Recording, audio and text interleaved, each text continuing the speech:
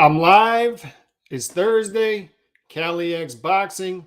Appreciate everybody who's been tuning in. Boxing fans, speaking to other boxing fans about how we can further our agenda as boxing fans. And remember, this is a no fanager zone. Leave your fanager talking points at the door. Let's go.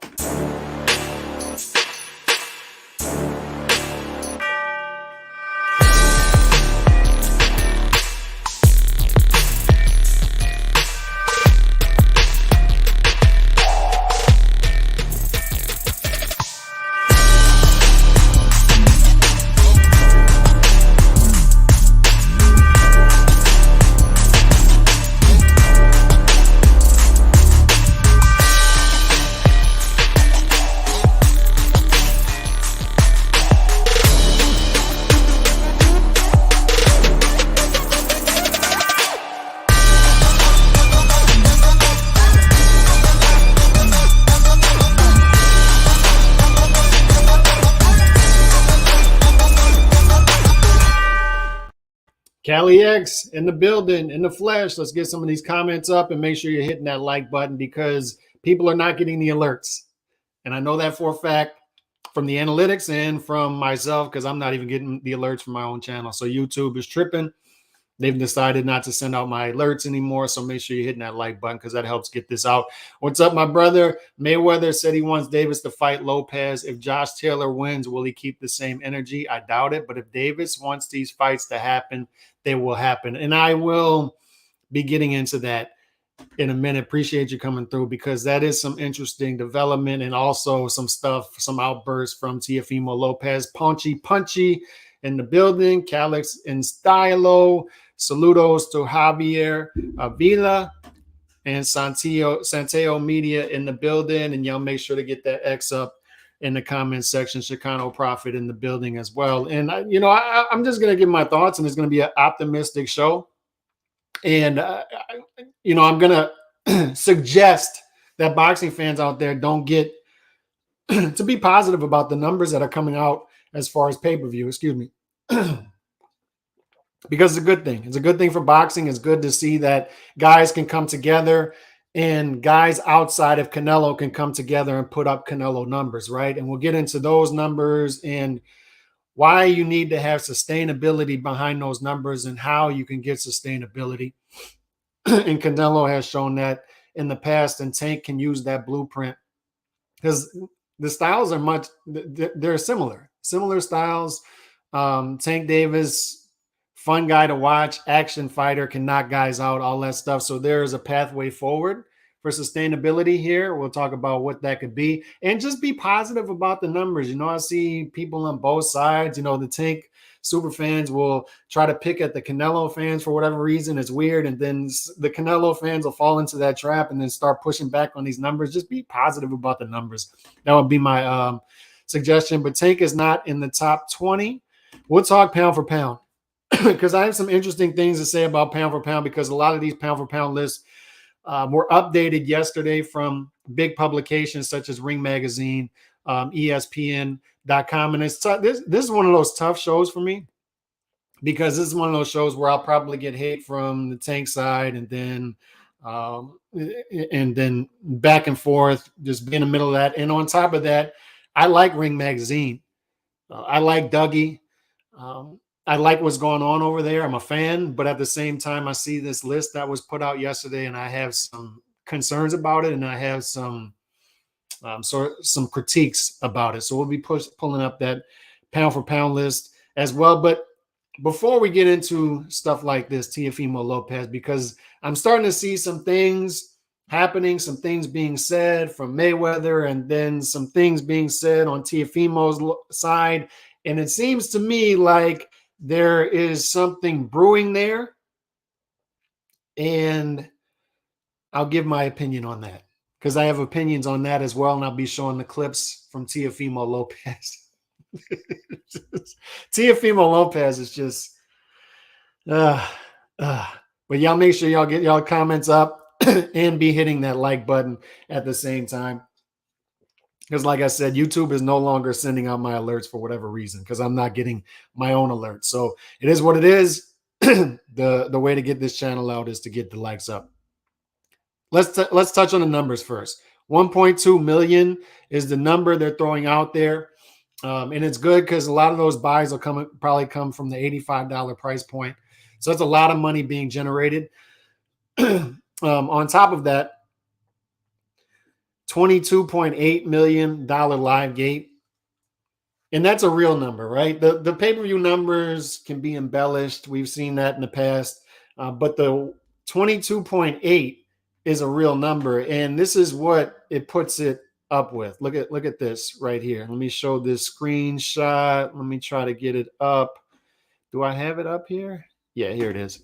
So this is the type of live gate this fight did. 22.8. It puts it right up there with what? Mayweather versus Pacquiao, which did 72.2, which is just insane. Mayweather versus McGregor, 55.4. And this is Vegas. The Vegas's biggest live gates. Look at this. Canelo versus Golovkin 1, Canelo versus Golovkin 2, Mayweather versus Canelo. And Canelo versus Golovkin 3 did 18 million at the live gate. So what does this show us here? Davis versus Garcia. Those two guys came together. The chemistry, the synergy between them two sold a big fight. It sold a big fight. It did great at the live gate. Now, I circle Canelo because the Tank Davis fans are out there saying, what do the Canelo fans have to say now? What do they have to say? This is the difference between doing it once and sustainability. Sustainability is difficult. Doing it over a long time period, and this is what we want to see now from Tank Davis. Look, you've entered a new stratosphere. You've entered the conversation now, and I don't want to get into the weeds with the face of boxing stuff because it's good to have multiple people who can sell in boxing. It's good to see that in America, another fighter outside of Canelo can sell. And of course, Ryan has a lot to do with it. Now I have some other stuff to say about that because Ryan did have a lot to do with it. But that's the case in a lot of cases. Look, Oscar introduced Floyd to the market. Oscar introduced Manny to the market. And then Floyd and Manny ran with it. And on top of that, Floyd introduced other guys to the market, and those guys ran with it. I mean, you could say Floyd introduced Canelo to the pay-per-view market, and then Canelo ran with it. It's sustainability. It's taking it and running it with it, using your momentum to go into an even higher stratosphere, right? So that's what we want to see from Tank right now, right? 1.2, 22.8, those are great numbers. But in order to see those over time continue to build or stay the same, Tank is now going to fight the fights. There is no turning back now.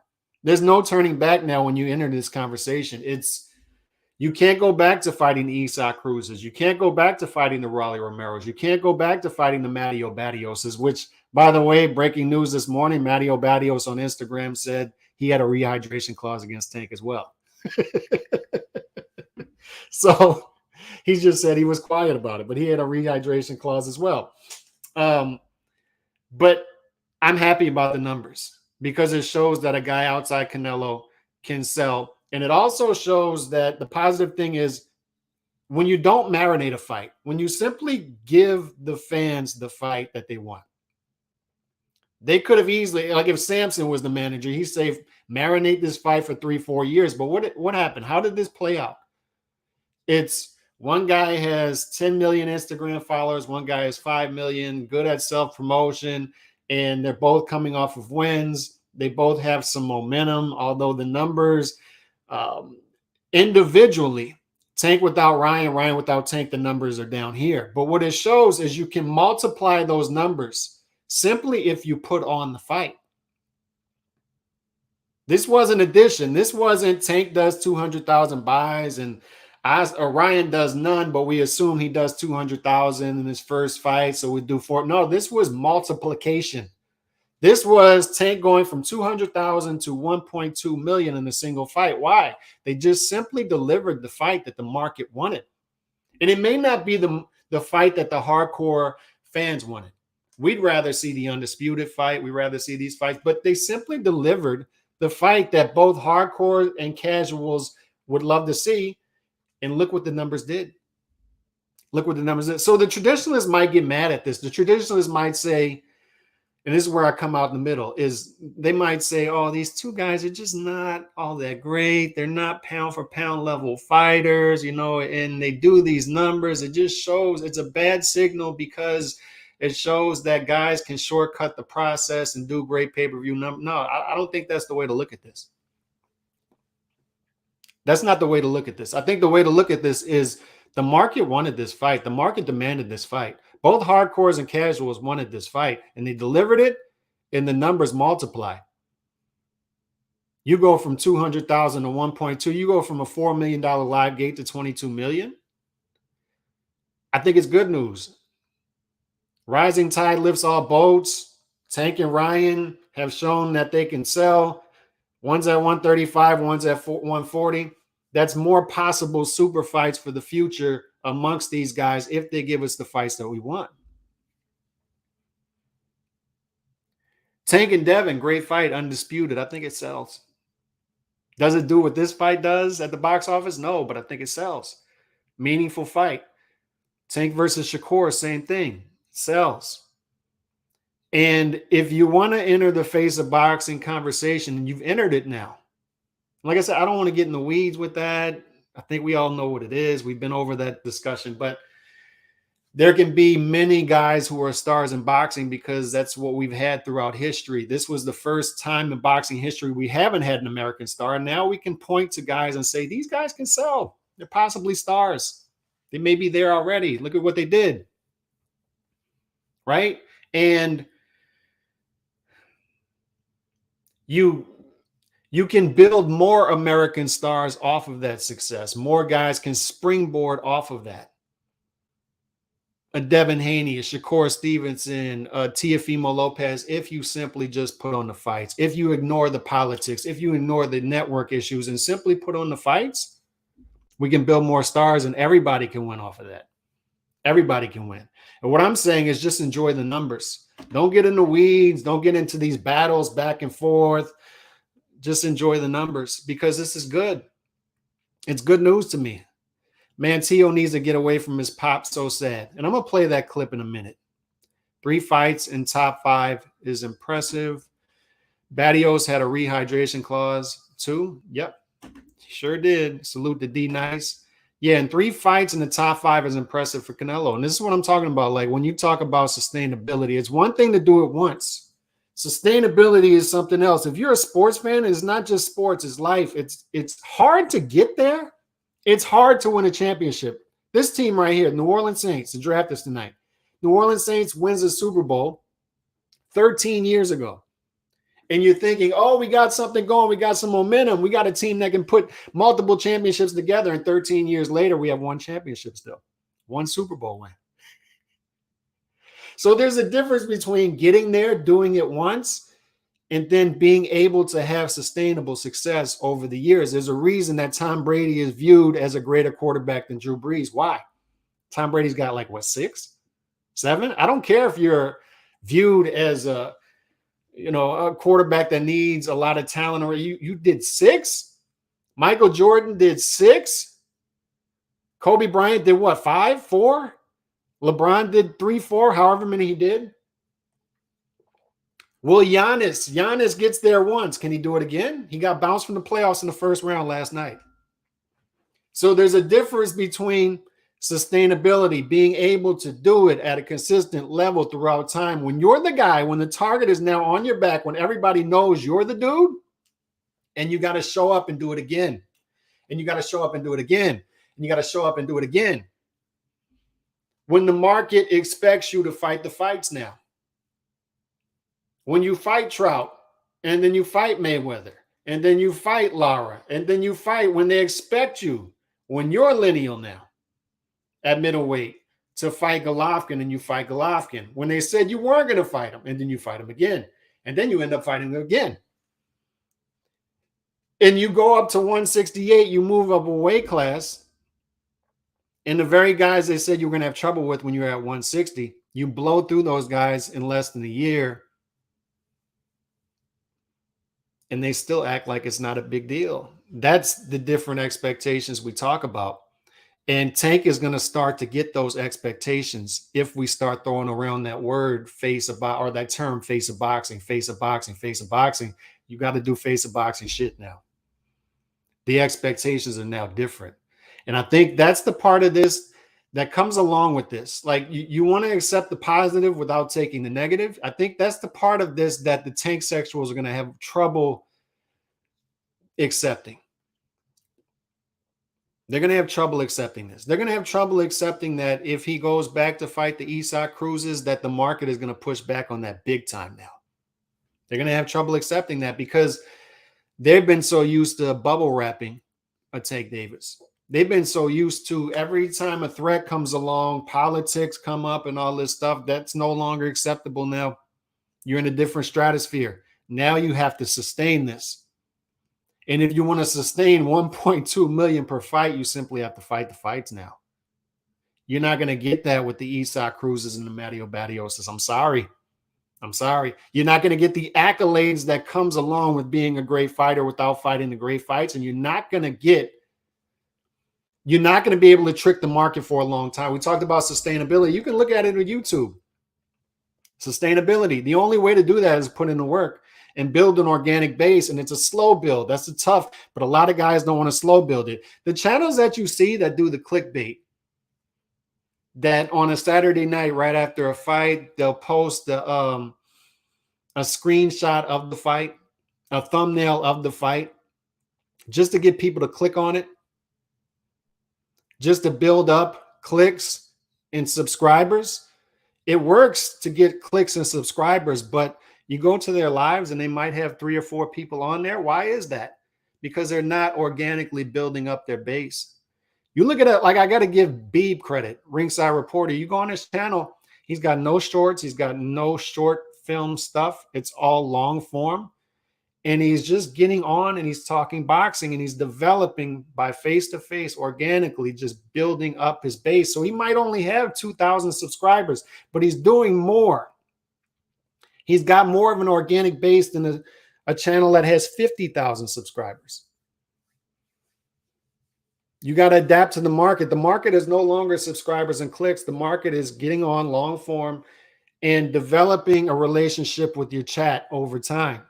And its sustainability, and it comes with hard work. It comes with doing it over time, and it comes with actually doing meaningful stuff. And this is where I'm interested to see where they go with Tank at this point. I threw out yesterday positivity on my video that was about 5 minutes on Twitter, on YouTube yesterday. And I threw out the possibility that he could make a 180 and fight Devin Haney's, fight the Lomachenkos, fight the Shakur Stevenson, and then did not go over well. The market's just not buying it. The sentiment seems to be, universal sentiment seems to be, they're going to go right back to the minor league circuit. And I hope that's not true. I try to stay positive. I try to stay optimistic. I'm hoping that Tank becomes that dude that all of a sudden is no longer agnostic as to who he fights and where they go with his career. And then he says, no, I want to fight this guy, that, because I think that's what Benavidez is doing behind the scenes now. I think Benavidez behind the scenes is saying, look, man, yeah, it's okay to clout chase off of Canelo's name, but we can't simply wait around anymore. We can't. You've wasted enough time, Samson.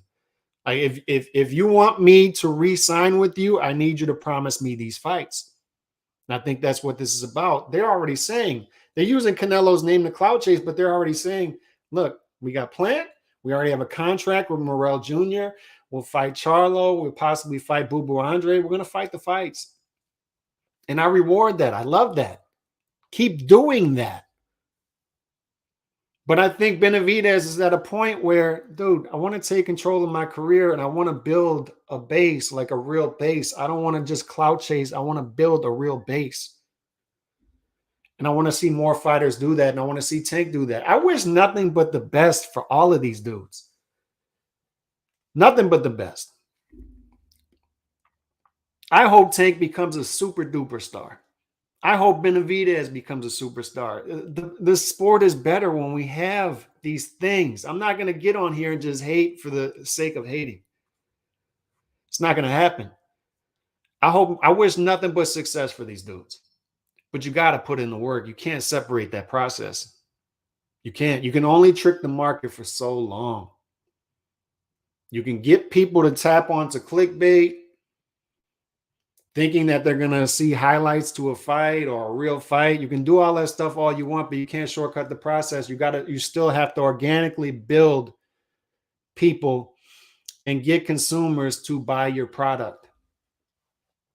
You can't shortcut that. So they can do it for one fight, but will sustainability be there? Will you be able to do numbers like this? Look at that. Canelo, Canelo, Canelo. And the same thing with pay-per-view buys. 2 million, 1 million, 1 million, 1 million. Can you sustainably put up those numbers? That's the question we have going forward. And I don't think you can do that without fighting the fights. And that's the good news for the traditionalists out there who are gnashing their teeth this morning and saying, how do they get these buys when there's just simply, social media stars? No, there's some substance here. There's some substance here. Like, yes, we had to drag Tank and his team to this fight. Yes, Ryan had to swallow many poison pills to get this fight. But we got the fight. We demanded it. They supplied it. They did big numbers. So hopefully we get more of that. That's the good news here. It's good news. It's good news. I want to play this clip. Let's just go to Teofimo here. Yeah, before I get to that, I want y'all to look at, and before we get into pound for pound, a lot to talk about here. This is, let me take down this comment real quick. This is, and I'm going to get some more comments. This is Tank Davis's resume the past 6 years, right? So what do you notice from this resume other than it's pretty pedestrian? It's a pedestrian resume, if we're being honest. If we're all being honest with ourselves. And this is when the Tank super fans are going to get mad at me. It's just not, it's not a great resume.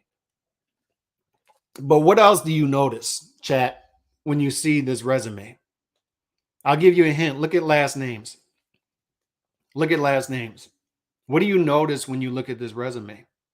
There's a trend here, and it sort of mirrors, in a lot of ways, Tank's whole career mirrors Floyd's in a way, although different styles, all that stuff.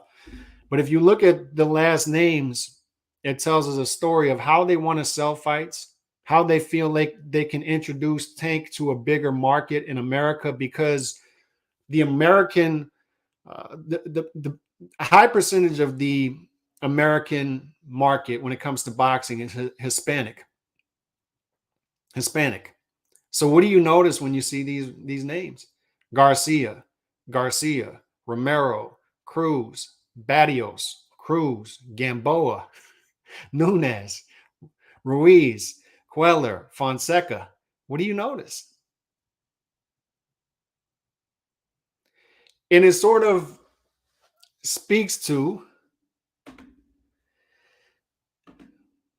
what a lot of people have been saying when it comes to Tank in his career is, and the reason I bring it up is we're going somewhere with this. With Teofimo Lopez and Devin Haney and Shakur Stevenson, is Shakur Stevenson better be playing that Puerto Rican angle pretty hard if he wants this fight.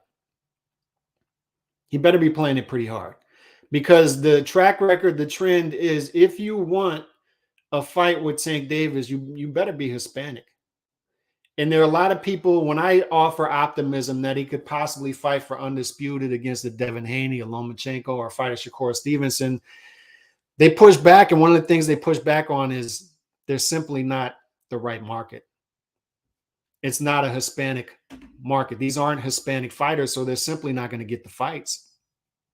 And it's ironic because the LDBC, a lot of the things they criticize when it comes to like a Canelo Alvarez, one of their favorite fighters is the one guilty of it. Because I mean, look at this resume. And I've got no problem with that. I've got no problem with that type of marketing. But That's not going to be an excuse for me. You got to fight the Devin Haney's. And look, my guy Gino, NFL NBA on Twitter, pointed out, if your last name is the following: Lopez, Garcia, Gonzalez, Martinez, Rodriguez, Gomez, Perez, Diaz, Ramirez, Chavez, Hernandez, Ortiz, Romero. If your last name is one of the following, you will not be getting a fight with Gervonta Tank Davis if your last name isn't one of the following. So you have people starting to notice this trend. And that's one of the things we look at when we say we want to see him fight a Devin Haney. We want to see him fight a Shakur Stevenson. We want to see him fight a Lomachenko. And people are going to push back on that and say, you better be getting ready for an Isaac Cruz, a Raleigh Romero, or a Lopez, Teofimo Lopez. And that brings me to Teofimo Lopez here. Let me share this. This is Twitter. Let's see. Yep, we got it on Twitter. Share. And this was on Punch Drunk Boxing. First, let me play this one. And look, excuse all the stuff you get on top of this, racist, Hispanic. I don't know what's going on with that. I'm simply just playing the video. And this is, let me get the sound up real quick. I'm simply playing the video, and then we'll go off of that and see how we feel about it. But let me play this. Oh, I'm sorry. This is my last fight on ESPN. Oh, I'm sorry, but I'm not sorry. This is why this fight means everything to me. If they want the black fighters, they could keep them. I brought Bud Light to Top Rank. If they want the black fighters, they could keep them. What do you mean by that? This is my last fight on ESPN.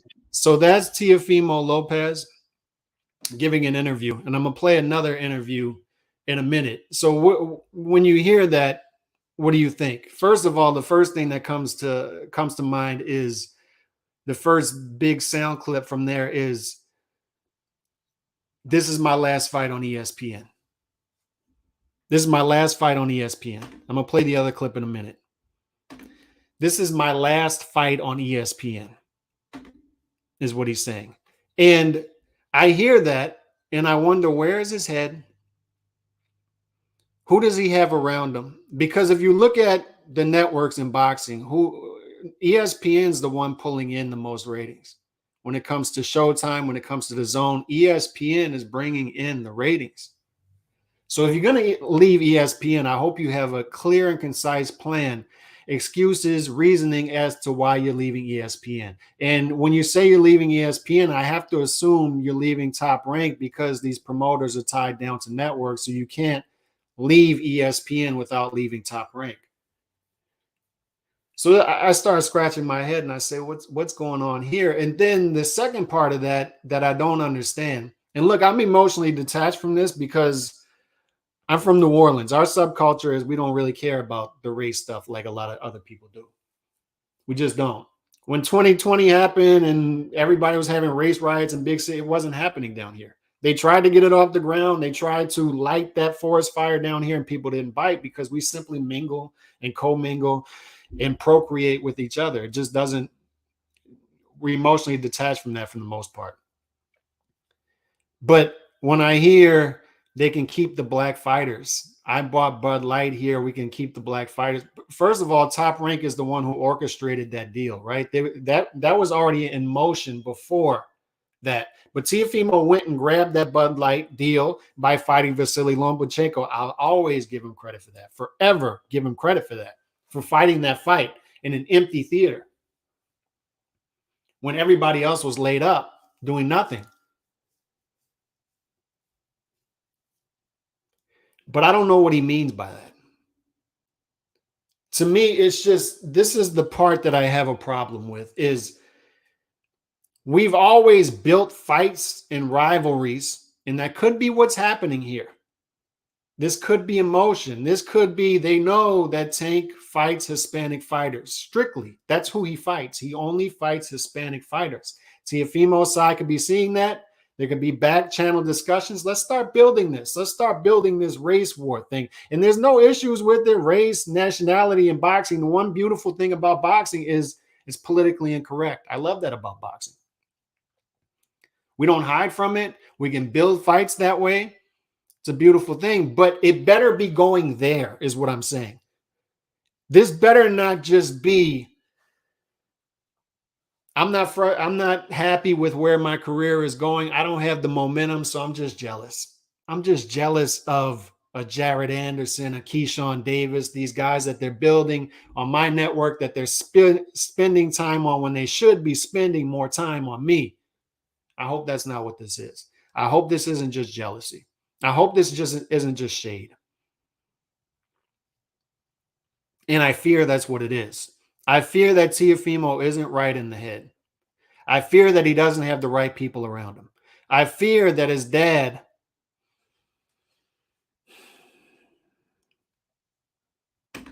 lights this fire even more. Because let me play this other interview. And this was with Punch Drunk Boxing. And like I said, I want y'all to keep in mind that what I've said in the past is it's easy to get fighter interviews, but it's hard to keep them. And I'll just leave it there. Ryan believes he's bigger than Canelo. Para No, allá. University está para allá. Yo, don't worry about it, man. ¿Dónde quiere ir? Donde Jamie. Jamie está allá, sí. Yeah. Hello? Yeah. He said Tio said that ego got in the way. That Ryan is bigger than thought that he acts like. All it matters is that we fighting Josh Taylor. Listen, this is gonna be a double undisputed right here. Inducted in the Hall of Fame, the youngest active, and he's Latino. Oh yeah. And he's Latino. That's what I'm talking about. They're trying to fucking kill us, bro. They're trying to kill us. They're trying to get us out. They're trying to get us out the map. I'm gonna educate all my brothers and sisters and everyone from their own grandmother, the birth of grandmothers, the great grandmother, Rosa Parks. She says it best to all the racism that's going on. She says, I only believe in one race, the human race. And what she was black. The fuck is wrong with everybody? There you go, baby. There you go. What's wrong with them? Facts. And that is why the crackers diss the blacks and give them the shortest month to celebrate their history. Right? All righty. So that's Teofimo Lopez on Punch Drunk Boxing. And I don't know what to make with that. My hope is this is going somewhere. My hope is when I hear him say this is my last fight on ESPN. And by the way, if y'all do one thing on this channel, because nobody's getting alerts for my channel anymore. I got people texting me, I'm not getting alerts for your channel. I'm not getting them for my own channel. So if you do one thing, please hit that like button for me, because that's the only reason this is going to get out. I hope this is going somewhere, is my point. I don't know what the hell he's talking about. And like I said, I'm emotionally detached from it because when I hear cracker, I don't care. Like cracker, whatever, it's fine. Also, my dad's Honduran, so I'd like to support a Honduran American fighter, but I don't know what this is right here. I just don't know what this is. And I hope it's going somewhere, is my point. I have a trained boxing fan mind for following it for a quarter century at this point, and I usually could tell when something is aligning. And when I see Tank Davis's resume and people are telling me he's not going to fight Devin Haney, he's not going to fight Shakur, he's not going to fight Lomachenko because those guys aren't Hispanic and he only fights Hispanic fighters. And then I see Teofimo Lopez say, this is my last fight on ESPN. And then I see Teofimo Lopez start to introduce the race stuff. And that's how you build fights, build rivalries in boxing. And on top of that, I see Floyd Mayweather yesterday say, we want to do the Teofimo fight next. It tells me that a possible Tank Davis versus Teofimo Lopez fight can happen. I got to ask the chat. Let's envision a scenario in which Teofimo Lopez loses to Josh Taylor, but loses respectably. He doesn't get knocked out. He doesn't get stretched. He loses respectably. Put a 1 in the chat if you'd still like to see Tank Davis versus Teofimo Lopez next. Teofimo Lopez loses a respectable decision against Josh Taylor. Would you still like to see Tank Davis versus Josh Taylor next? Put a 1, yes. Put a 2, no. 1 yes, 2 no.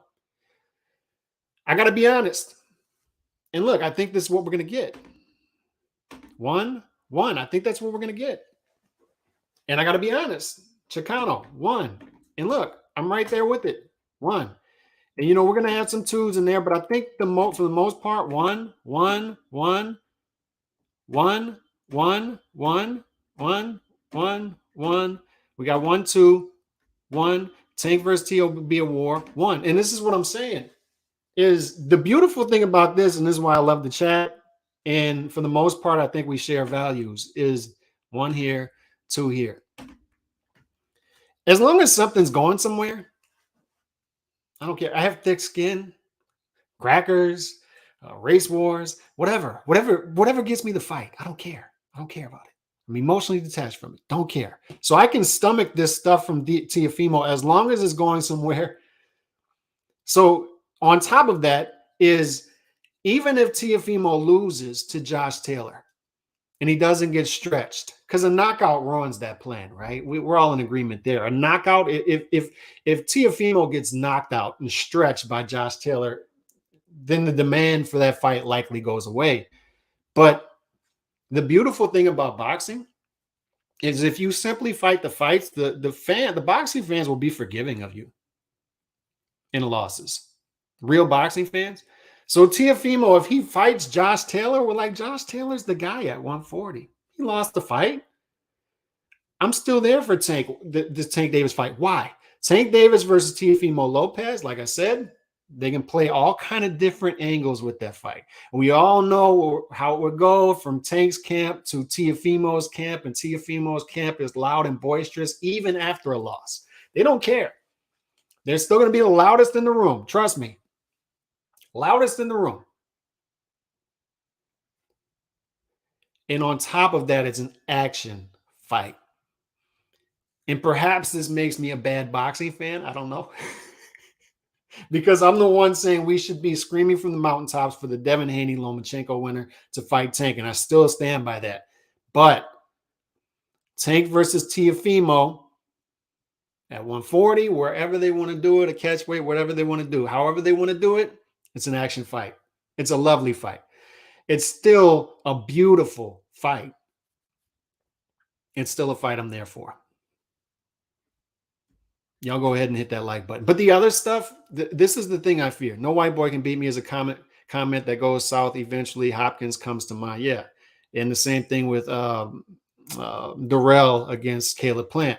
But once again, this is stuff you see in boxing gyms. And this is the beautiful thing about boxing is it's politically incorrect. And then an Ellie Seckback can go to a gym and get these interviews. And I very much cannot stand when people try to take the political correctness out of the sport and bring it back to political correctness, because I don't want to see it. This is one of the things that makes me gravitate towards boxing. I don't want to see you put a microphone in a fighter's face and they say, you know, it's the greatest training camp in my life. And, you know, we're just going to play the game. We're going to fight the fight. I don't want to see it.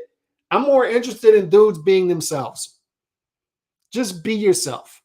Tank, be yourself. Teofimo, be yourself. It's beautiful. And it's beautiful that we get interviews like this to see what fighters really think. But at the same time, when it comes to Teofimo, my concern is, and here we got another one from Ricky Ricardo, my concern is this could possibly not be going anywhere. And this is possibly jealousy. This is possibly some mental stuff going on and a breakdown, another emotional breakdown that we see before a Teofimo fight. And a lot of times you have to have family members around you in particular that reel that in and say, man, you know, I saw you on that live. And that just wasn't you. And you need to reel that in. But I think with Teofimo, it may be who he is, because look at who's in the front seat of that car. Look who's in the front seat of that car. It's extremely, fellas, like if you study psychology, you study history, it's extremely hard to break generational curses. Extremely hard to break. Even if you're successful, the success just magnifies who you are. Money magnifies, success magnifies. So if you weren't right before, it goes back to, like, you ever seen Cool Runnings? The scene in Cool Runnings when the guy's asking John Candy, who's the coach, and he's saying, how does it feel to have a gold medal? And John Candy's telling him, felt the same. He's like, if you weren't enough without the gold medal, you'll never be enough with it. When I watch Teofimo, it just doesn't seem like a happy person. Generational curses are hard to break. They're impossible to break, almost impossible. You got to put in a ton of work, working on yourself, really searching within yourself to break those curses. And I'm not so sure that work is being put in the Teofimo camp. And I see his dad in the front seat, and I know for sure he didn't break whatever generational curse was put on him. And he's the one around Teofimo the most, particularly when it comes to this boxing thing. And maybe I'm reading too much into this, but I hope this doesn't spiral out of control. I hope it's not one of those sad stories. Like I said, I wish for the best for everybody, man. I wish for the best for everybody. And what I would love to see is Teofimo, win or lose, to have some success, get his life straight, get things popping for himself, be successful in his career. But once again, if you weren't enough without the titles, you'll never be enough with them. It's just going to magnify who you are. So if you had some cuckoo stuff going on in your head that was passed on to you from your father, and you didn't get rid of that before, and you were largely successful due to your talent coming up. Everybody watched Teofimo fight coming up on ESPN after the Heisman, knocking guys out, doing backflips, and we said that dude is extremely talented. But once again, it goes back to sustainability. Canelo is wired in a way, just using him as an example, to where he has that discipline, he has that work ethic too. Even after he wins a big fight, he's already searching for the next thing. After a loss, 17 days later, he announces his next fight, pay-per-view. Discipline, staying in the gym, work ethic. We can say what we want about Bud Crawford. That dude stays in the gym, work ethic. He's going to be there mentally. He's going to rip your soul. He's going to rip your heart out of your chest in the ring. And that just comes with discipline, knowing who he is, having a solid foundation. I'm sure he has people around him that he has good chemistry with. And when I see Teofimo publicly, I see disarray. I see chaos. And I can't help but think that that's going to translate to inside the ring. Yes, you won the Lomachenko fight, and yes, your father got you there. It's true. But I've witnessed it. Being a college football fan, it happens all the time in college football. 45 minutes down the road, Ed Ogeron in 2020, 2019, builds the greatest college football, arguably the greatest college football team of all time. They win a national championship. They're arguably the greatest team of all time. 2 years later, he's fired. Why? Chaos ensues, disarray. He can't handle the success. Fired 2 years later after arguably building the greatest college football team of all time. Fired. Gone. See ya. Happens in college basketball all the time. Happens in the NBA all the time. Win a championship, 2 to 3 years later, you're fired. You're gone. And why? Because certain people can get you there, but they can't sustain it. And I fear that that's what's happening in the Teofimo camp. They don't have the mindset. They don't have the discipline to keep this thing going. And goes back to Tank, right? Is hopefully he has a team around him who can sustain this thing. And the beautiful thing about the Tank situation is all they have to do is put him in the fights, because we don't care if he wins or loses. Action fights. That's what we care about. We don't care if he fights Teofimo Lopez coming off of a Teofimo Lopez respectable loss to Josh Taylor. We'll still be there. Why? Action fight. It's an action fight.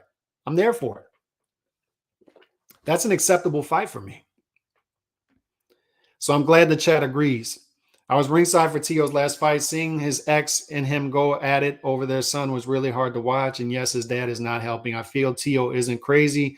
He's just alone with no compass. Yeah, that's what I hope this is going somewhere, fellas. I hope it is going somewhere, and I hope this isn't just chaos and disarray. I hope they are building something. I hope that this is just an angle to use to get a Tank fight and build that fight. But I don't know. My instincts tell me that's not the case. It's almost impossible to break generational curses. I watched it like I watched my cousin last month in the hospital. Name is Bobby.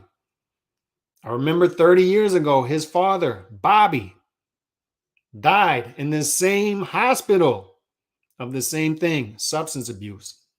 Same name, same age. It's scary. It's scary. Same age, same name, everything. In the hospital for the same exact thing. Generational curses are hard to break if you're not working on yourself. Teo losing to Josh only makes him closer to Rocky, Kansas kind of attitude. Teo is not even close to the same street of Kansas, but he takes the fights against the dogs. It's the only good thing I can. And I got to give Teo that. Like, Teo fights the fights. He fought the Lomachenko fight in an empty theater. He's willing to fight Josh Taylor. People were saying he's not going to fight Josh Taylor. There's no way he's going to fight. He's fighting Josh Taylor. That's the good thing. That's what gravitates you towards him, is he's willing to take on those tough fights. Say at the moment regarding Teo. True, you can tell Teo been struggling ever since he beat Loma. He's been all over the place mentally. He has the wrong person in his corner, a.k.a. his dad. I was rooting for Teo before the Loma fight, but he let that win go over his head. Shout out Brown Mexican. Shout out Starks. I hope so too, but that's giving the Lopez family and company a lot of credit. I appreciate everybody that's here right now. Make sure you're hitting that like button. If you are here, we are currently at 17 likes. So let's try to get to 25 likes today, man. Y'all hit my like button. Appreciate it. I want to pull up this right here. This was, let's see. This is Ring Magazine's top 10 pound for pound that came out yesterday. Alexander Usyk, number 1. Naoya Inoue, number 2. Bud Crawford, number 3. Errol Spence Jr., number 4. Canelo Alvarez, 5. Dimitri Bivol, 6. Lomachenko, 7. Josh Taylor, 8. Mel Crawford, 9. And look at the new face in the top 10 pound for pound, Tank Davis. Now, let's do another experiment. In the chat, if you think Tank Davis is now a top 10 pound for pound fighter, put 1. If you don't believe that Tank Davis is a top 10 pound for pound fighter yet, put number 2. 1 or 2. 1 for yes, 2 for no. And after we do that, yeah, this is the first thing that stands out right here. Once again, why I love the chat. How is Errol above Canelo? And look, this is nothing personal for me. It's nothing personal. Why? Because I like Ring Magazine. I like what they do. Shout out to Dougie Fisher. So none of this is personal. So we got it rolling in. No. 99999. No.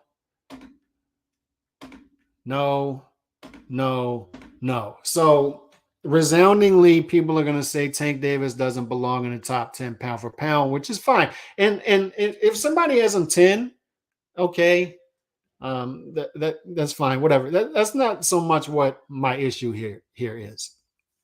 And look, two.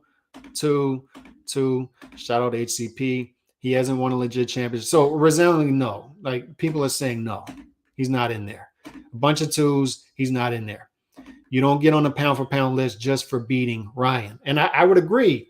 And if it's like a regular pound for pound list, that's fine, because everybody's got their list. But this is Ring Magazine. Ring Magazine, as somebody pointed out to me yesterday, it's difficult to get on. And it's hard to get off. If you look at these numbers, Usyk's been on the list 254 weeks, 296 for Inoue, 418 for Bud, 293 for Errol. So these guys, once they get on, they're on. and it's hard to get him off. The issue that a lot of people had with the Ring Magazine rankings last year, where's Bam Rodriguez? I don't know. You know, the issue that a lot of people had with Ring Magazine and where I sided with Ring Magazine last year was what? And I did a show about that. And there's another one. Where's Better BF? I don't know. I don't know.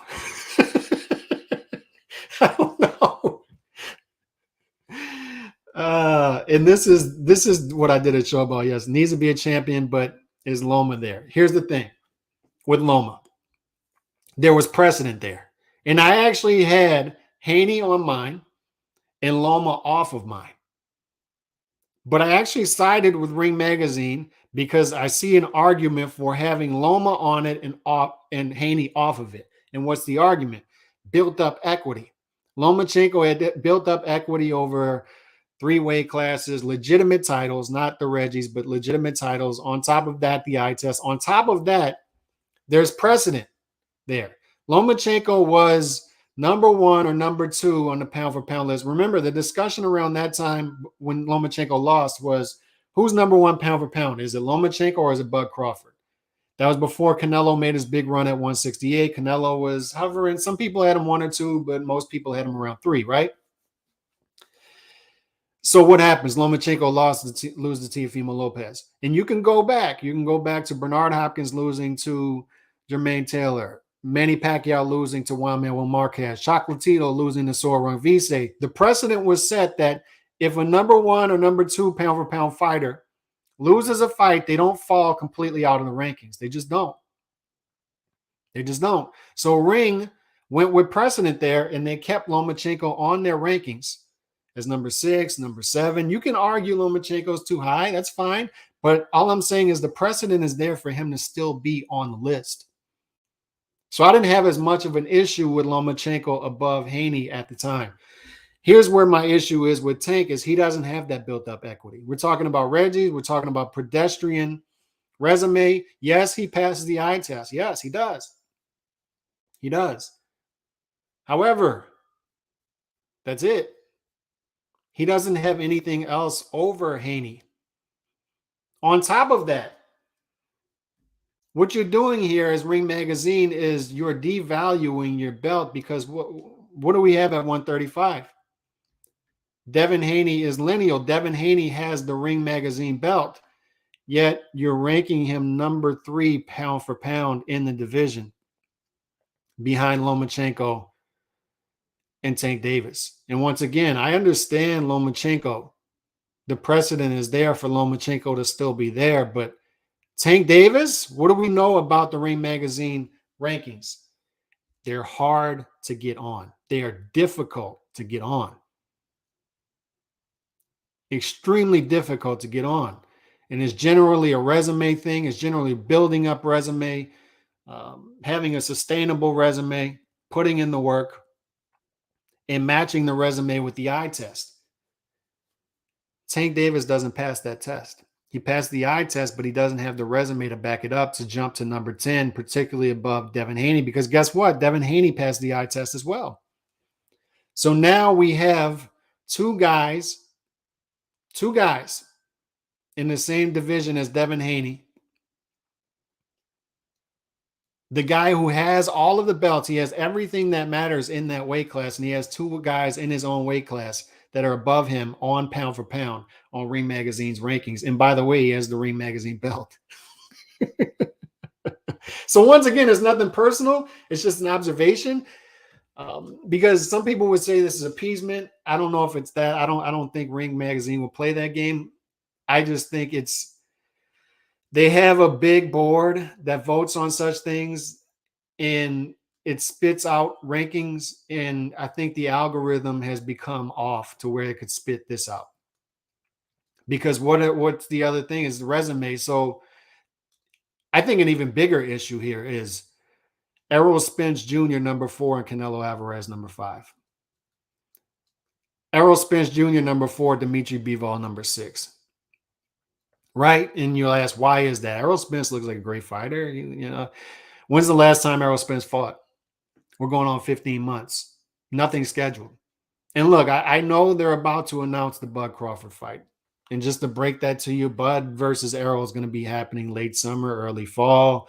That is going to happen, right? But does that absolve not fighting and not have anything scheduled for 15 months? And where somebody told me the criteria for Ring Magazine is 18 months. And I think that's too long. I think once a guy gets to 12 months, the day it hits 365 days and no fight scheduled, no fight since, you got to be off that list. We got to start doing our part. Boxing fans, journalists, and the journalists should be representing boxing fans in a large part. Not just educating boxing fans, but educating the power brokers as to what the boxing fans want, pushing the fundamentals of what fundamentally, foundationally gives us a good sport, not just a business, a sport. And I think it sends a bad message, a bad precedent when you have a guy who hasn't fought and going on 15 months and doesn't have a fight scheduled, ranked higher than a guy who, in Dimitri Bivol, was fighter of the year in 2022 and had the biggest win, arguably, of 2022 against Canelo Alvarez.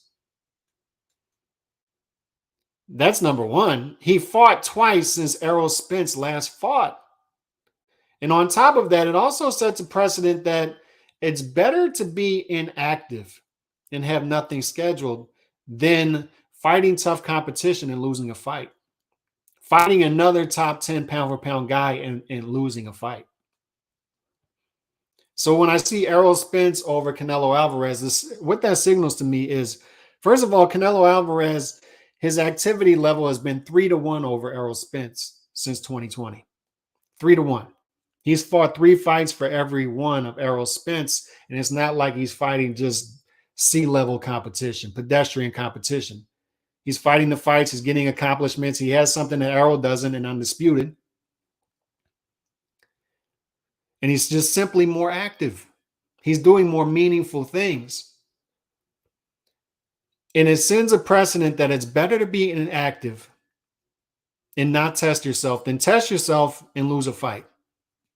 Because since Errol Spence last fought, Canelo Alvarez fought Dimitri Bivol, who is top 10 pound for pound. He fought his rival, bitter rival, in Gennady Golovkin, and he goes 1-1. And you're setting a precedent that it's better to not fight at all, to go 0-0 than go 1-1 against tough competition. And I hate that.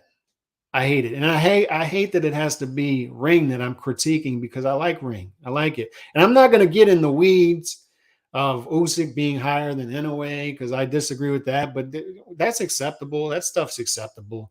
Like I said, I can defend their position on Lomachenko over Haney based off of precedent. But when you start to see the guy that's undisputed at lightweight with all of the belts, and he has your belt, and you have 2 other guys in that weight class ranked ahead of him on your pound for pound, that's a tough pill to swallow. It's also a tough pill to swallow, and it's not going to go over well when you see a guy who's been inactive for 13 months with nothing scheduled ranked higher than a guy who was fighter of the year in 2022 and ranked ahead of a guy who, yes, he lost a fight, but he lost a fight against another top 10 guy. At least he was fighting. It's just not going to go over well. And I just fundamentally, like, I'm disappointed in this list, man. You could say, Calix, it's just a pound for pound list. It's subjective. It's just a thing we do for fun. And I agree. There's part of me that says, yeah, highly subjective. I'm not supposed to be taking this seriously. It's fine. It's fine. It's just something for discussion, topics. But it also does matter. And this is where I lost the 7-8 years ago on YouTube, the debate with D-Style. Shout out to him. He's telling me, Calix, it's a real thing. Yes, you're saying it's a mythical list, but it's also a real thing because people are looking for faces of the sport. People are looking for you to, when they ask you as a non-boxing fan, who are the best fighters in the sport? They're not asking you who's the best in each way. They're asking you who are the best fighters in the sport. So pound for pound is a real thing because you got to give them some sort of names. They'll ask you who is the best fighter in boxing, and you got to give them a name or try to. And that tells you pound for pound is a real thing. It's a real thing for a topic of discussion, and it sets precedents. This is like your identity as a publication, I think, in a lot of ways. Is the thing that I liked about Ring Magazine, I like about them is hard to get on their list. Their belt, no sanctioning fee, and on top of that, it's a real thing. It's lineal. It signifies the guy who beat the guy who beat the guy who beat the guy. I think they're good writers. I think Dougie's awesome. He's awesome. He's been around for a lot. So I would never like attack at that angle. It's not that it's just a disappointment with this pound for pound list, because I think in a lot of ways your pound for pound list signals your values as a fan, as a publication. So resume, I love that. I love when pound for pound lists, resume, heavy resume, activity is valued, accomplishment is valued, and we're going more off of those things than just eye test. And when you're putting Tank on your pound for pound list at this point, you're going off of eye test. And look, he passed the eye test for me as well. I highly valued what he did against Ryan, but at the same time, I think accomplishments, sustainability, accomplishments, it's got to be there. This was ESPN's pound for pound list yesterday. And once again, what do you see? Errol Spence Jr. number 4. Bud Crawford 1, Inoue number 2, Usyk 3. Once again, I'm not going to nitpick off of that stuff, but Errol Spence over Canelo Alvarez, I don't see it. And this isn't just Canelo fanboy, and that's not what this is, man.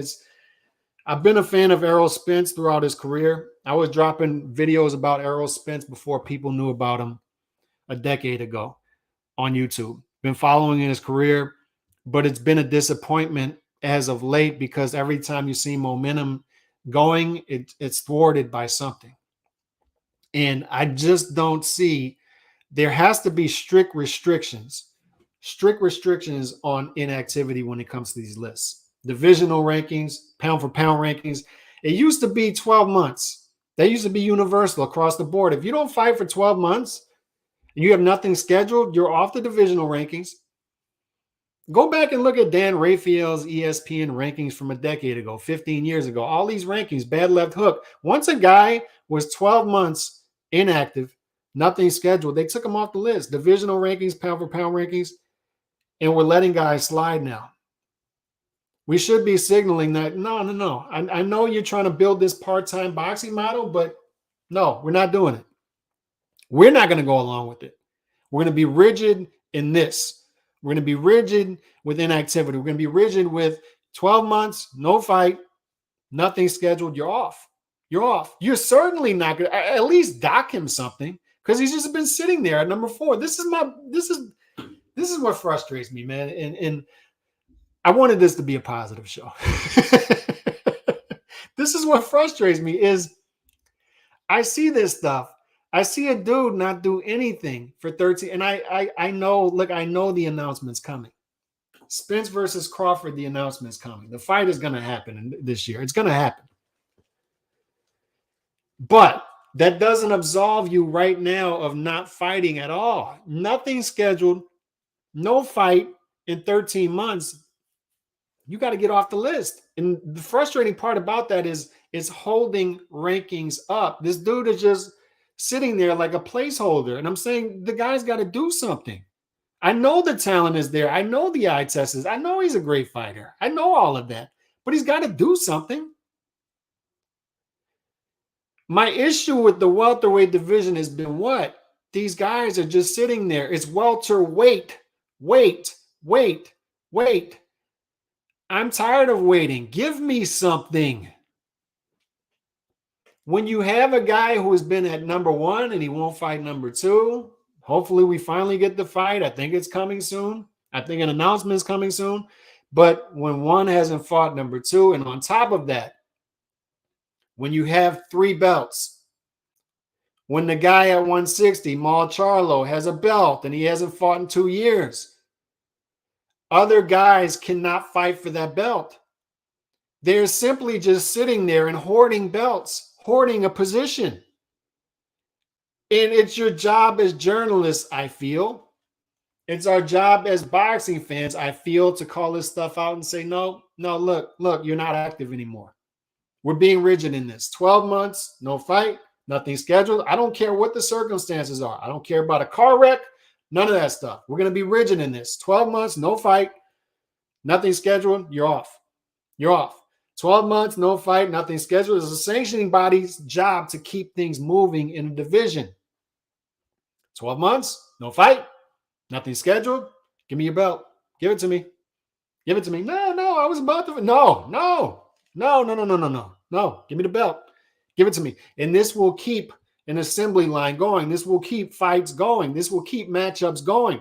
This will give guys opportunities who are paying for Reggie belt sanctioning fees in belief that they'll eventually get a shot at the real thing. This will give them their shots. This will give a Carlos Adames a shot at a middleweight title. But instead, you're letting this other dude hold it at middleweight. You're letting this dude who's been number one at welterweight for what, 4 or 5 years, ranked number one, just stay there when he hasn't fought in 12 and a half to 13 months with nothing scheduled. To me, that's embarrassing. And once again, it may be meaningless to some people. Some people, when they say, oh, Calix is just a pound for pound list, I think it matters. Because I think fighters see this stuff and say, once I get to a certain point, I guess I don't have to fight because this dude's just staying there. He's number 4 over a dude universally who's been outputting him 3-1 over the past 2.5 years as far as activity. Bivol 6, Fury 7, which once again, I don't understand why career heavyweights are in these rankings, but at least Beterbiev is there. Shakur Stevenson is there. Devin Haney's there. I think that, I like the bottom of their rankings. Besides Tyson Fury, I like the bottom half of their rankings better than Ring Magazine's. Accomplishment, Devin Haney is there. Now, once again, you can argue Lomachenko should be there. Some people would argue that, but that's going to play itself out next month, right? It's going to play itself out in 3 weeks. If Lomachenko beats Haney, he's in the top 10 pound for pound in everybody's pound for pound rankings. If Haney beats Lomachenko, I think this all becomes a moot point because Haney then becomes top 10 in everybody's publications, pound for pound at that point. So it'll play itself out. That's the good news. That's the good news here is Haney will eventually, if he keeps winning, get his just due on pound for pound rankings.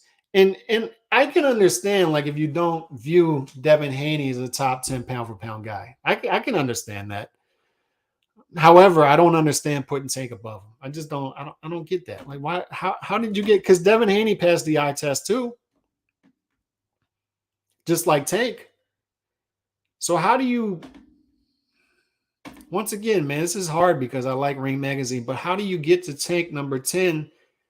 And the guy who has your belt, who has all of the belts at 135, is off the list. Lomachenko, there's precedent there. I could at least give him that. Lomachenko, there's precedent. 1 or 2, you lost the fight, you were 1 or 2. There's no precedent for dropping him all the way out the rankings. I get that. And I argued for that. Although I had Haney on mine and Lomachenko off of mine, I still understood it. And I went to bat for Ring Magazine and said, you know what? That's fine. I'm fine with that because the precedent is there. He's built up equity. He was viewed by many people as the top guy. He was number 1 in Ring Magazine when he lost. You don't fall all the way out the rankings from one loss. I like that. I like what that projects. I like the values behind that. We shouldn't be throwing guys away based off of losses. It's what I talk about with Teofimo, right? Even if he's respectable, and loses to Josh Taylor, I would still support a Tank Davis versus Teofimo fight right after because it's a fun fight. We don't throw fighters away after losses. But Tank Davis popping up at number 10. And once again, Josh Taylor is still there. When's the last time Josh Taylor fought? It's been 14 months, right? But at least he's got this fight scheduled, I guess. But I see inactivity. You know how many times, I guess this is one thing you got to give Tank, is he's the only fighter on this list who has fought this year. And he's fought twice. I guess that's one thing we got to give Tank. Not only is he the only fighter on this list who has fought this year, he's fought twice. Nobody else has fought. You know, Canelo's going to fight next week. I get it. Some guys are scheduled to fight, but the inactivity kills me. And guess what? If you want to combat that, if you want to get these fighters active again, you got to start being rigid with inactivity. You got to start doing. Let me get to some of these. Another catch weight and rehydration clause for Tank versus Teal. There's no doubt about it. When Matteo Badio says, hey, I had the rehydration clause too, they're just going to slap rehydration clauses on everybody. Shout out my guy Nando in the building. Haney is the favorite considering Loma's past performance. Yeah, probably so. Why can't Haney have the eye test everyone else seems to get? That's what I'm saying. Nando is like, he passed the eye test, right? He looks like a great fighter. But Tank can get the eye test. A lot of these other guys can get the eye test. Devin seems to be the one that doesn't get the eye test. I don't know, man. Make boxing great again. Pretty Boys Company, PBC. Nando, appreciate you rolling through. They let them hold it because the greedy sanctioning bodies know they will get paid when they do fight, so they don't care. Yeah. And we know the sanctioning bodies don't work for the fans. And what's becoming frustratingly evident is a lot of these publications no longer work for the fans either. And I'm not pointing at one in particular. That's not what I'm doing. Because like I said, I like Ring Magazine. If you're injured or whatever, then you're champ in recess and get first shot at the real title when you recover. That's fair and it keeps the sport moving. Forfeit the belt. Has to happen where else does either man go. Part-time boxing community. Zerto did Rosado dirty. Yeah, he did. 2 times a year should be the bare minimum. I agree with you. I agree with you. That shouldn't be a lot to three times a year shouldn't be a lot to ask. 12 months is generous in my humble opinion. Top guys should be fighting at least twice a year. Part-time boxers nowadays. Spence over Canelo should be an offense. Should be an offense. Yeah. I agree. I don't get that at all. And I'm seeing it across the board is the problem. Why are we that foundationally off when it comes to publications? Why are we that foundationally off and messed up when it comes to boxing fans? Let me see where we're at with the likes. Y'all make sure to get those likes up. We're at 21. Try to give me the 25 likes today because once again, the alerts are not going out. So if you do one thing for me, get those likes up. Get those likes up. Get those likes up. When you think about it, shouldn't the number one pound for pound guy be the face of boxing? Perhaps. I you know, I don't want to get into the weeds with the face of boxing. Tank is the face. And like I said, jab that like. But the eye test and the premature hype has gotten a lot of dudes of the top 10 pound for pound for years. Broner comes to mind. That was embarrassing. That was one of the most embarrassing moments in modern boxing, I feel, is Broner was packaged wrong. He was packaged as a pound for pound guy instead of the exciting guy. And I think people who have an eye for it should have been able to see that he was just an exciting fighter. He was never going to be a pound for pound guy. And it was frustrating to see the publications, the journalists follow that, almost as if they were following marching orders. And you watch him fight and you're like, it's just not there. He's not a pound for pound guy. Now, Tank could be. Tank seems more talented, more developed, more high IQ than Adrian Broner. By far, I think. But does the eye test get you there on its own? Because that's what we're going off of. And as Nando says, if that's the case, you got to be consistent across the board with the eye test. Because Devin passes it too. He passes it too. But how are we that foundationally off to where we're rewarding? I don't want to say we're rewarding, but universally, Errol Spence is viewed as number 4 pound for pound in these publications. And look at what Canelo did. And it's going to, once again, I know the dude, oh, you're Canelo. No, man, like outputting guys, your activity level is 3-1 to 2-1. at the worst over your peers in the top 10.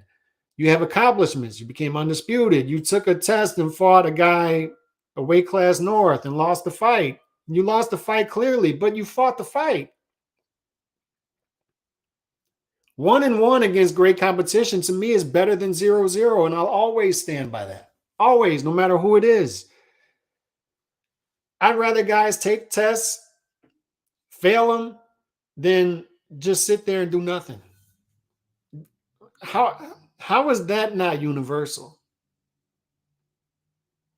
That's the part that I'm confused by. I'll forever be confused by that. How is that not universal? Losses are everywhere. They're everywhere. Like in every sport. Giannis got bounced in the first round last night. Giannis. Is what it is. He's going to practice. He's going to come back next year, and everything's going to be fine. He's going to get paid a lot of money. It's fine. LeBron may lose in the second round. He's got championships. He got championships because in his sport, he's forced to fight to play the top competition. But we got to be forcing these dudes to. It's got to be a sport, fellas. I know. I hear it all the time. It's a business. If it don't make dollars, it don't make sense. If it don't make dollars, it don't make sense. It's a business at the end of the day. It's a business, and we got to do the business and, politics. And then, the fight can't happen because of this and that and that. No, man, it's got to be a sport. And it's realistic to view it that way. It should be completely realistic for us to say the guy right up there, Tank Davis, fights the undisputed fight next. That should be completely realistic. And we should at least be calling for it because it's the art of negotiating, right? You're in constant negotiations as a boxing fan with the power brokers. You should be demanding the most extreme, and the extreme should not even be seen as extreme. It should be seen as realistic. So you demand that he fights undisputed next. And they'll start to hit you back with the politics. And you say, no, I don't care about the politics, because you're a boxing fan and you should not care about the politics. It is not your job to bring up politics. It is not your job. You can bring it up to explain it, but it's not your job to accept it based off of politics. It's your job as a boxing fan to say, Tank versus Devin. If Devin wins, it's an easy fight to make the fight. From what I understand, he's going to be a promotional free agent. Make the fight. Make the Lomachenko fight if he wins. I don't care about the politics.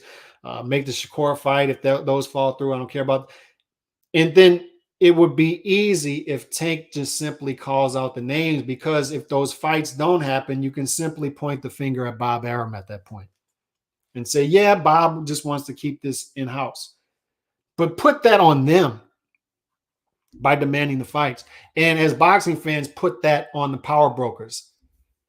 We exceedingly demanded Tank versus the Haney Lomachenko winner next. So if you deliver us something lesser than that, you're failing us. And on top of that, it's going to get you a good fight. It should get you a good fight, because they know this is the fight in demand. So they know they can't go all the way down the list to Isaac Cruz and Matteo Barrios and Raleigh Romero rematch, even if he has a real belt at 140, because that is so far underneath. That is unacceptable.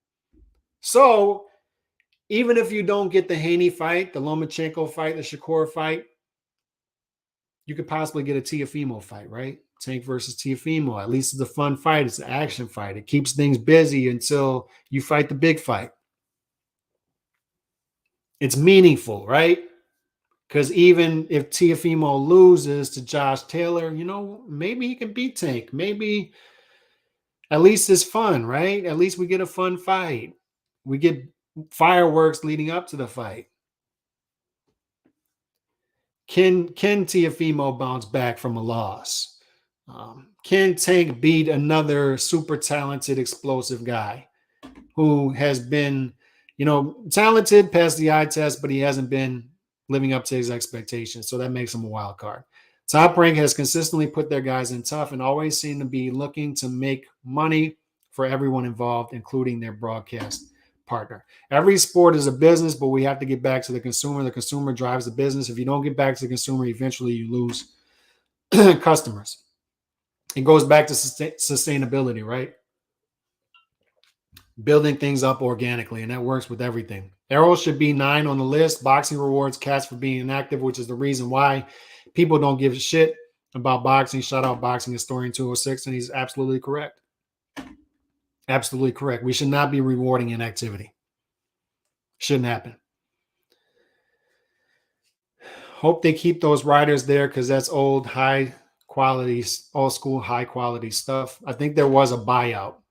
ID News, Boxing ID News. So I'm keeping my eye on that too. Rashidi Ellis passed the eye test. Cobra passed the eye test. Eye test doesn't mean much to me. To be honest, I need to see you tested. Broner was a top pound for pound guy. He flushed cash down the toilet and beat midgets like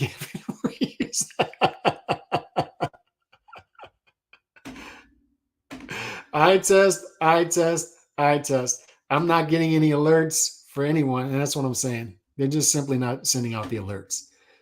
So unless people are hitting the like button, I'm getting a ton of archive views, but you know, it is what it is, man. I'm not going to complain about that. We just simply get out here and work. Build things organically, right? We're not going to use clickbait. The only way to build things, this is including with YouTube channels, is you build them organically with your chat. You build things and you build them slowly, organically over time, because that's when they're real, right? So it just goes back to sustainability and just doing the right things. Other sports are a business, but their profits come from team success and legitimate tournament format. PBC always choosing the path of least resistance. Uncle Al really is just an advisor that only wants his cut. And that's right. That's absolutely right. But just to circle it back to Teofimo real quick is, and I don't know if y'all saw this, WBC, they need to chill out with these special belts. World Boxing Council presents the Puebla Jalisco belt, which will be in a line for Canelo versus Ryder. Imagine if Ryder wins the Pueblo Jalisco belt, which won't happen, but just imagine that. Canelo versus Ryder. The commemorative belt for May 5 merged traditional icons of each state's culture background. I mean, good Lord. They're naming weight classes after kids that get bit by dogs. They're doing these belts. I mean, come on, man. And I don't know if y'all saw this too. Ramirez versus Shimizu. And this is on the Inoue versus Fulton. This is the co-main. So Robeisy Ramirez is going to Tokyo, Japan. And this is all good news. That's beautiful. Why is that beautiful? Because certain fighters get it, right? And this is the reason I love lower weight classes. Why do I love lower weight classes? Because it resembles more of a sport. Why does it resemble more of a sport? Because fighters are forced into fighting legacy fights. Fighters are forced into going where the fights matter because the guaranteed minimums are much lower.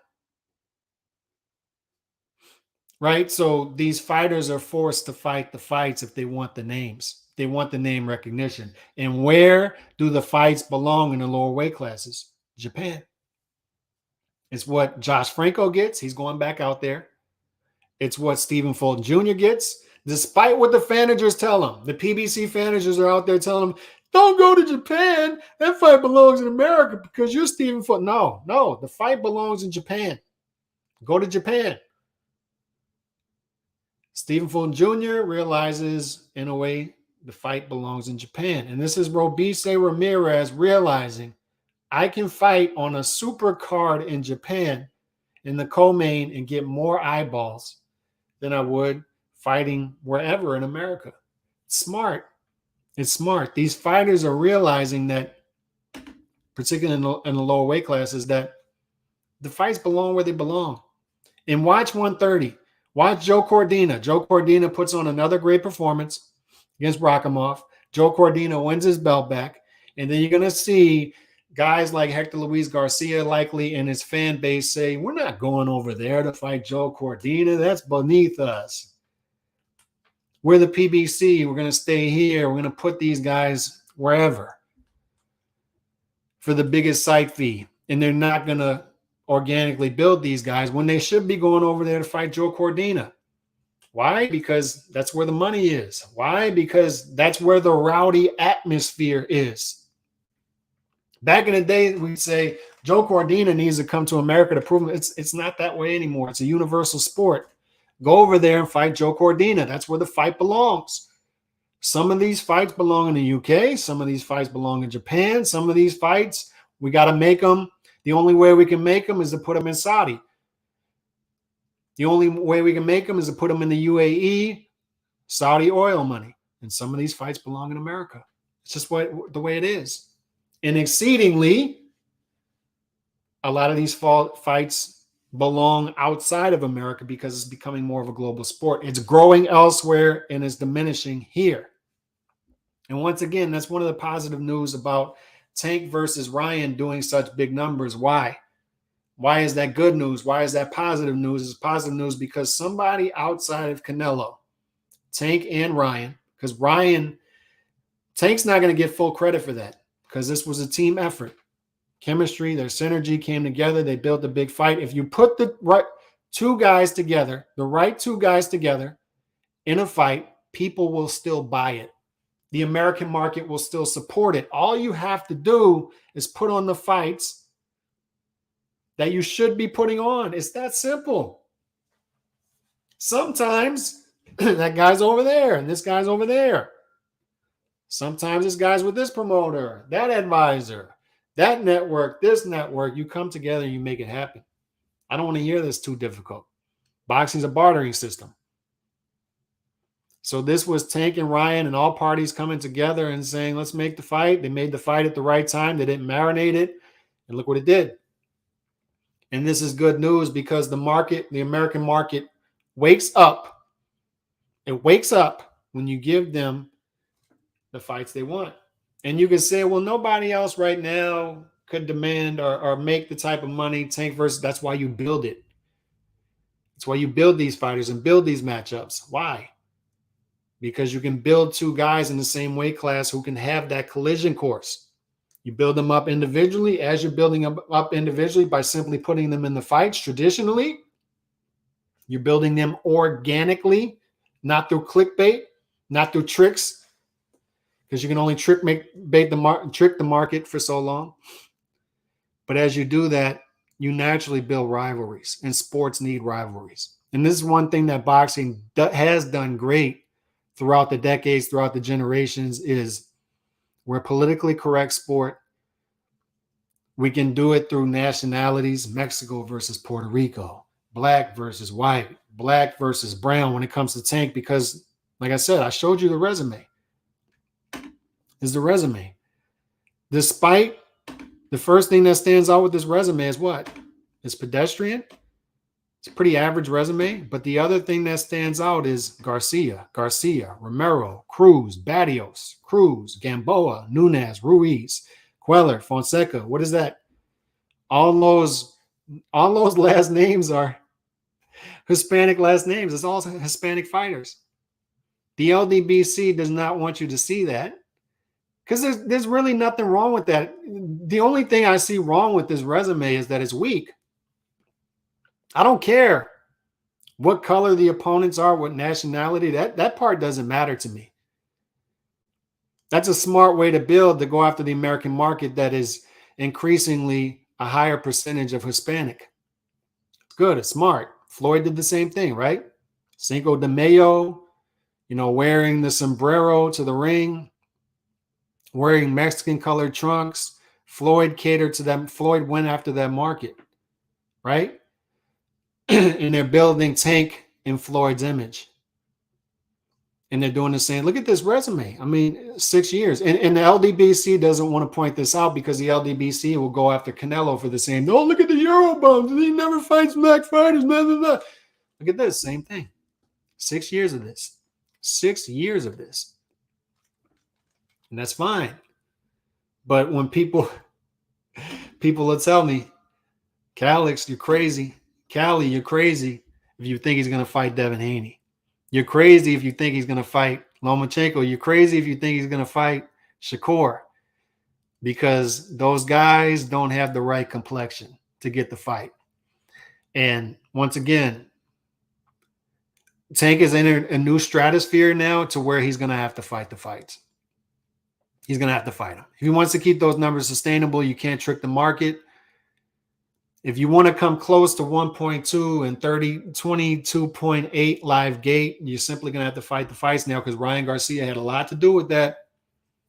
And there's nothing wrong with that, by the way. Oscar introduced Floyd to the market. He introduced Manny to the market, and those guys ran with it. They had a track record before it, but they ran with it. And Tank has some catching up to do because he doesn't have the track record before that big fight, right? So when I offer optimism to YouTube, when I offer optimism to Twitter, I get pushback because I get people telling me, and this is almost universal, he's not going to fight those fights. You're being gullible. You're being way too optimistic. He's not going to fight Cali. He's not going to fight Devin Haney next. He's not going to fight Lomachenko next. He's not going to fight Shakur next year. It's not going to happen. Dudes are telling me Shakur is going to have to play that Puerto Rican angle pretty hard to get the fight.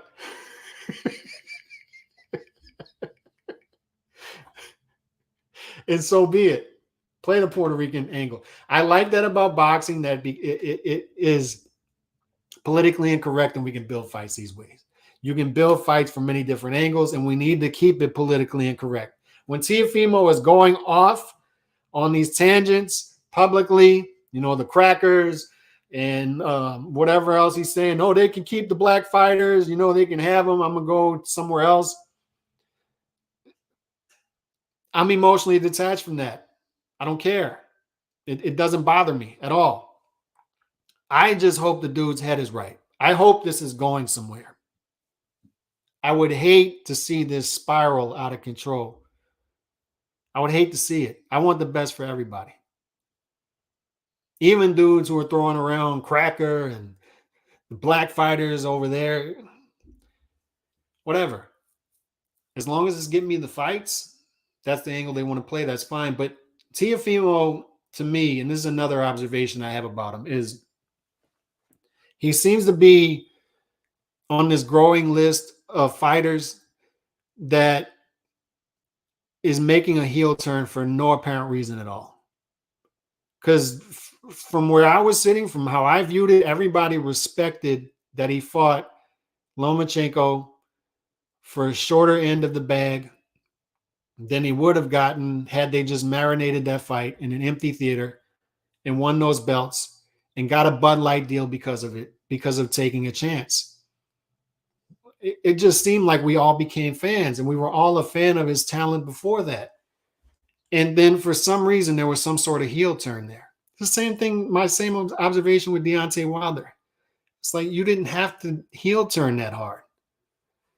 Why are these dudes doing this? And I think what it is all these dudes, they don't realize that Floyd is one of one. Dudes will be doing experiments and studies a century from now, trying to figure out how in the hell Floyd Mayweather became one of the greatest prize fighters, the biggest prize fighters of all time, when his style was like watching grass grow. And he perfectly polarized the market. People hate watch the hell out of him. And a lot of these other fighters think that they can do that, think that they can emulate that. They just can't. They can't.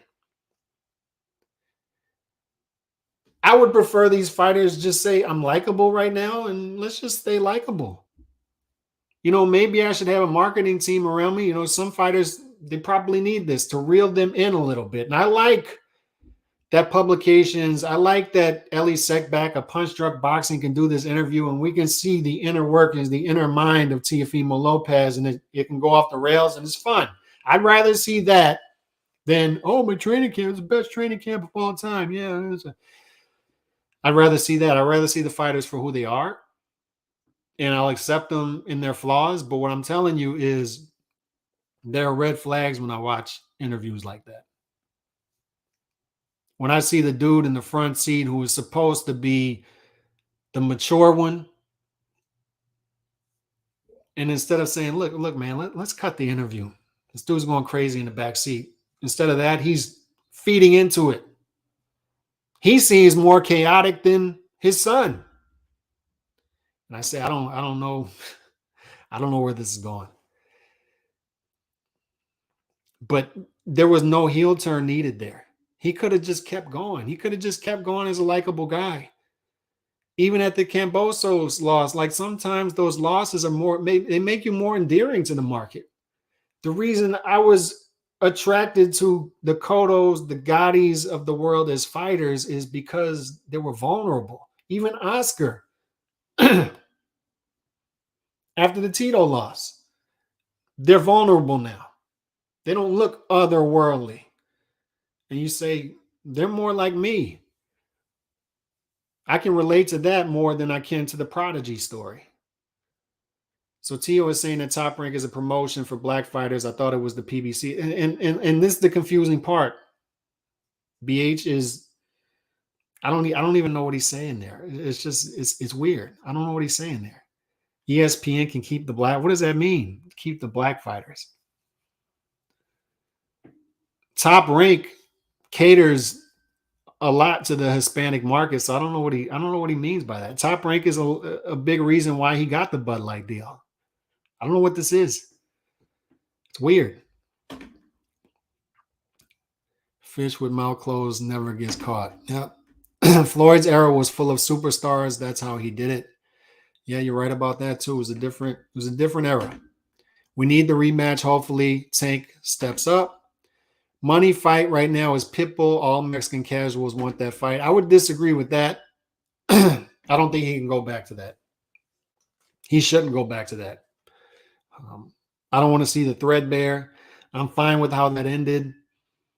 Controversial or not, I'm fine with it. I just think we need to move forward from fights like that. If Tank really is the cash cow, race, skin tone, or side of the street shouldn't matter like Canelo, right? You're right. Nando, you're right. Is we don't need to see that blueprint anymore. We don't need to see it. All you got to do is fight the fights. It's just a matter now of, are they secure enough to put him in those fights? Are they secure enough? Because like I said, Tank is agnostic. If we think I can be optimistic all I want, he's not going to have that Damascus Road moment. He's not going to have that 180 to where I care about legacy anymore. I just think he's not afraid of anybody. That's not what I'm saying. What I'm saying is I think they can put him in there with anybody and he'd be fine. He'd be content. We're going to see what he does with his team. Will Floyd and Leonard re-enter the picture? Will they continue to go back to this low risk, high reward? Because we know they love that. We know that's their identity. I hope not. I hope not. But you're absolutely right. If you're the face of boxing, you can fight a dude from Europe. You can fight a dude from Tennessee. You can fight a Cuban. You can fight whoever. It doesn't have to be Mexico versus Puerto Rico when it comes to Canelo. Dudes are saying Berlanga brings Mexico versus Puerto Rico. Canelo don't care about that. He's just looking at the rankings. If Berlanga is the fight, it's going to be a stay busy fight. It's going to be something to keep him busy right before, say, a Benavidez fight. It's going to be something sandwiched in between Bivol and Benavidez. That's what that's going to be. But Canelo's not looking at it like that. Canelo's not looking at it like we need to play the Mexico versus Puerto Rico angle because that'll keep things busy. They're not worried about that. They're simply fighting the fights. And if you want, I'll steal the line from D-Style. You want to be the face of boxing, you're going to do face of boxing shit. There's no more tricking the market. And you shouldn't even be worried about tricking the market. Shouldn't be worried about it. You shouldn't be that insecure. You should just be saying, I'm that dude now. I'm going to go fight the fights. That's what Canelo does, man. Like, that's what Floyd did for years. What Manny did for years. I'm going to go fight the fights. It is what it is. Yep. The draft tonight. Japan is a cool place. Let's see. My guy JC in the building.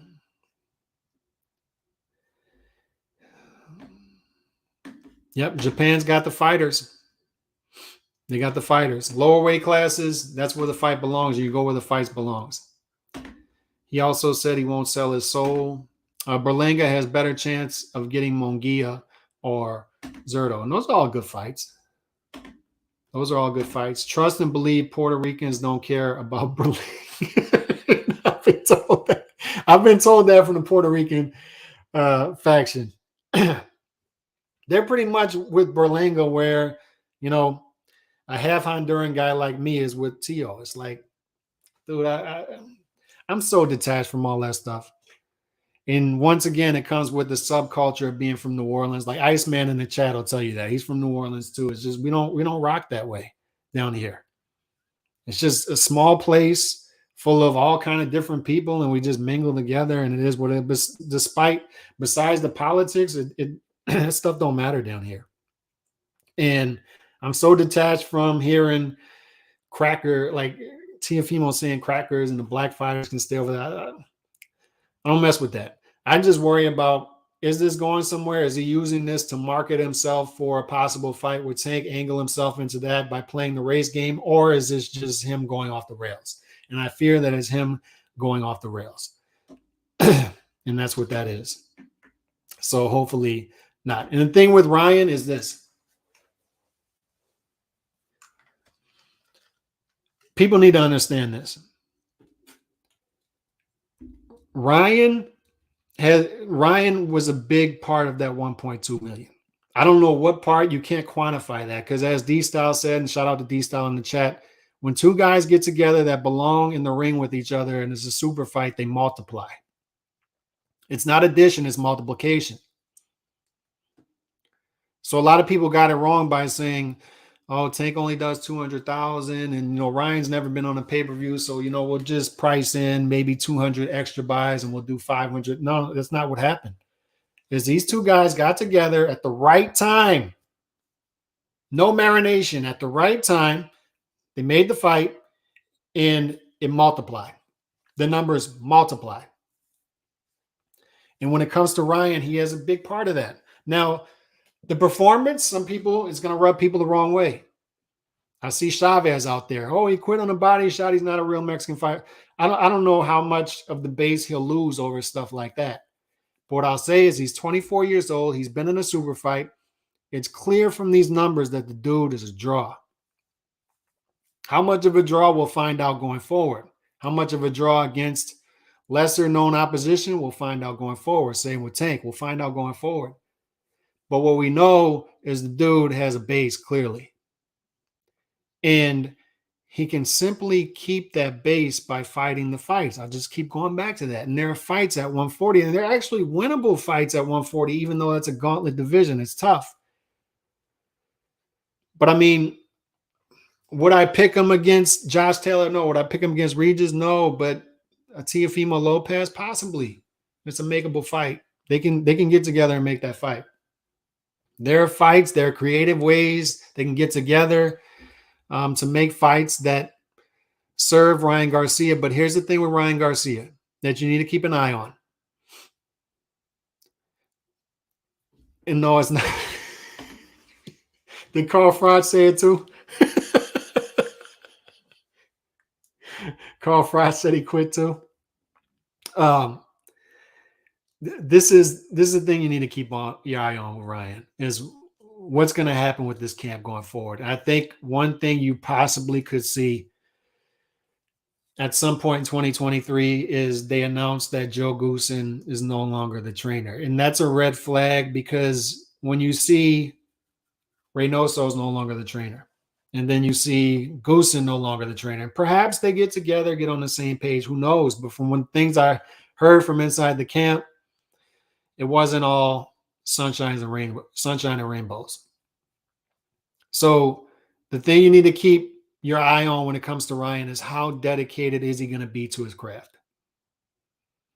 It's not just getting in there and sparring a couple days a week or whatever. It's you got to be working on the technical ability. And that's what showed in the Tank fight is you had one guy who is sharp, one guy, high IQ, understands placement, understands where he needs to be with certain punches, understand where his feet need to be. And then you got one guy with a lot of ability. I would argue possibly the same amount of ability, but it's just not sharpened. And why is it not sharpened? It's not just because he's 24 years old. It's not sharpened. Those skills aren't sharpened because possibly the camps are a bit erratic. And if, I throw out this analogy all the time. If you have a hot girl and she's single at 20, and she doesn't want to be single. She's pushing 30, and then she's been in this relationship, and this relationship, and this relationship, and this relationship, and they've all ended badly. At a certain point, she's got to look in the mirror. At a certain point, on the outside looking in, you don't even have to know anything about these relationships. You don't even have to know anything about what's going on behind closed doors. You see this, and you see the common denominator there is her. It's her. And we could be there with a Ryan Garcia. We're forgiving. He took the fight. He did everything. He was the biggest reason this fight happened. When we see 1.2, he's got a lot to do with that. When we see 22.8 million live gate, Ryan Garcia's got a lot to do with that. Nobody can deny that. But going forward, can he win? Can he ever win a big fight? Can he win a legitimate title? I think he can back into a legitimate title, but can he sustain it? Can he win big fights?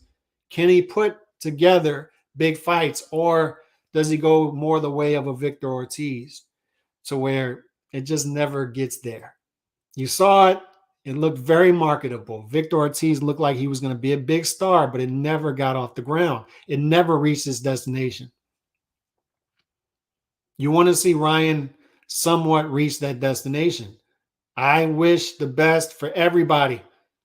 I'll say it again. I wish the best for everybody. I don't care where you come from, what you look like. I wish the best for everybody, because at the end of the day, the rising tide lifts all boats. And the more successful fighters we have, the more marketable fighters we have, the better it is for the sport. So it's better for the sport if Ryan Garcia dedicates himself to his craft and becomes the type of dude that comes close to matching that talent, comes close to matching that marketing, that packaging. And, you know, these names will come up, like a Robert Garcia. Roxy, y'all are mean. He should change. And these names are going to come up, right? Robert Garcia, Sugar Hill. But as Steve Kim said on Twitter, because he knew a lot about this camp, he said Ryan's got to be more dedicated to the boxing lifestyle than he is getting likes on Instagram, because he knows how to build up his name. He knows how to build up fights. We've seen that. He did all the right things in the lead up to the fight, but can he ever match that? Can he ever win the big fight? That comes with dedication to your craft, is what that comes down to. So I'm out, man. See y'all again tomorrow. William Zepeda tomorrow. Betting odds, CompuBox, all that good stuff, because I'm looking forward to William Zepeda and how they're marketing him. We'll get into that, where I think they're managing him wrong, all that good stuff. I'm out. God bless. Peace.